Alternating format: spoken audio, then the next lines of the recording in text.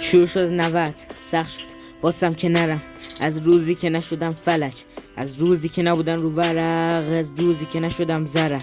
ولی خب مهم نبود واسم که خرم بگذره پول یا نگذره، دیگه مهم نی واسم اغربه، ساعت بگذره یا نگذره، سرم بد در دردمه، ولی خب قلبم فقطم دردمه. هی چقدر سخت بود، چقدر سخت بود.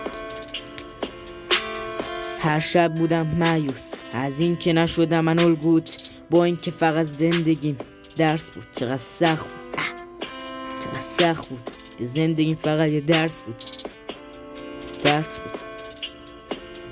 هی تنها همدم من با هم درد سر بود، با اینکه خیلی هم راه من بود، ولی دردش درد سر بود. هی درد سر بود.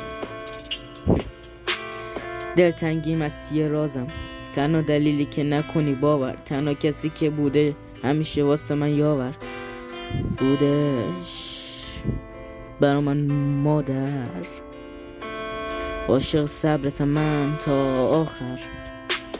سال 97 بود شروع شد اون درس، دیگه دوون نمی آوردم یه لحظه، شدم خسته ولی بازم ردش هنو هستش. از درد سرم میگم آره همه شخصی رو نسترسه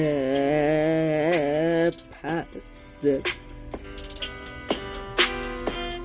خدایا خستم دیگه شکستم، تو بهم یاد دادی که باید دلو پس زد، دلو تنگ کرد، چشو بس پر بالک زد، باد حد زد که شاید بشه یا نشه، که شاید بره یا نره. خدا این بلا تکلیفی چرا هست